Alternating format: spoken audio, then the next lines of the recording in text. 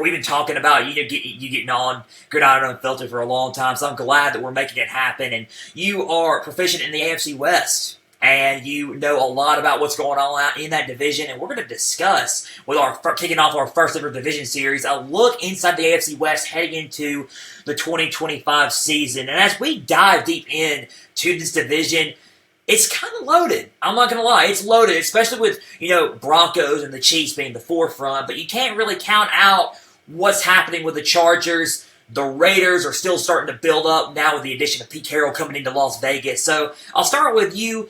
Give us a breakdown in your eyes of the AFC West, and then we'll just follow up from there. Yeah, so I think this is probably, they're getting back to, in like the early 2000s, late 90s, the AFC West is probably the toughest, if not one of the toughest divisions to go up against. And you're getting back to that. And it starts with the coaching. Just look at, between the four head coaches, this is what you have. This is, the acolytes that you have with the four head coaches. You have 11 Super Bowl appearances, 5 Super Bowl wins, and if you go to their collegiate careers, 3 national titles. So, you have, a lot of winning going on there, and that starts at the front office. So this division is about to start making strides forward to be one of the tougher divisions, where if you see them on your schedule, you're like, oh man, we got a show, So it's going to be fun to watch, and you have a lot of young talent, on both sides of the ball. You have Bo Nix, who's emerging, and he could have potential to become one of the greats, if he starts building up on his game. Making some improvement, tweaks and peaks here to his game. Pat Mahomes is Pat Mahomes. The guy, he's resilient, and he puts the team on his back no matter what. He never quits. Justin Herbert, and I already said it before, like if he just stays healthy, he's a dangerous man. He's so methodical picking apart zone defenses. And I think, Aiden O'Connell may not be a franchise QB, but you have a Ryan Fitzpatrick on your hands where he is a good bridge QB, and he can mentor those younger guys. Absolutely. And I'm glad that you mentioned the coaching and the quarterbacks, because the coaching is, unbelievable. You got guys like Jim Harbaugh, after his first season going in for the Chargers. Now he's entering his second year, coming off the heels in 2023 with a national championship. We can get into that for a college segment or two. But then you have Andy Reid.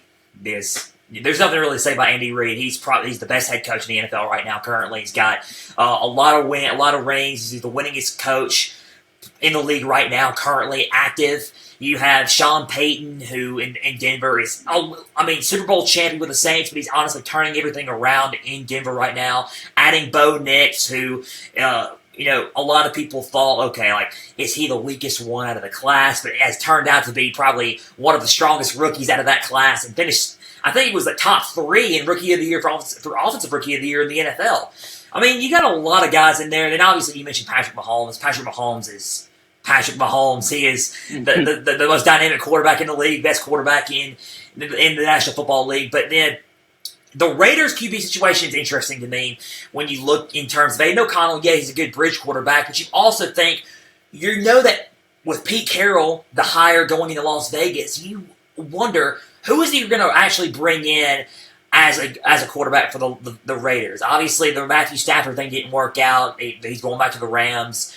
You look at, guys like in the veteran market, Kirk Cousins, Aaron Rodgers, Sam Darnold even, right? You got a lot of guys that you can look at there, but you can also think about, okay, who you could draft. Maybe in this draft you can trade up, or you could actually wait till next year. You never know, right?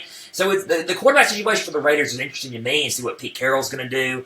The Raiders, out of all 4 teams, and I don't know if you can have something to say about this, to me the Raiders situation is the most interesting because they're the most unknown, especially with a new coach. Who's going to lead their quarterback? You got some talent with like Jacoby Myers and Brock Bowers, a tight end, Zamir Wyatt, running back, but you also need more depth on the O-line. You need more talent on the receiving end as well to back up Bowers and a Jacoby Myers. It's just an unknown, right? You want to know what's going to happen and what pieces you can bring into the Raiders. So, in your estimate, what do you think the Raiders need, especially in the AFC West?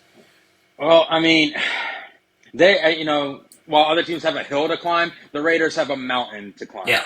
But they already got that first step. Again, I always said it. I said it a couple years ago when I first started my Instagram page. The Raiders, needed a head coach and a quarterback they can get behind. They had that with, I believe, what's his name, Rich Bisaccia, when he took over for John Gruden. They had that with him. He went 7-5, leads the Raiders with Derek Carr to the playoffs, and he had the locker room. The locker room was behind him, like, this is our guy. Unfortunately, he didn't get the coaching job. And then Josh McDaniels comes in, and that team was just in disarray once Josh McDaniels coming. As a Broncos fan, I know all the Josh McDaniels days. Totally get it.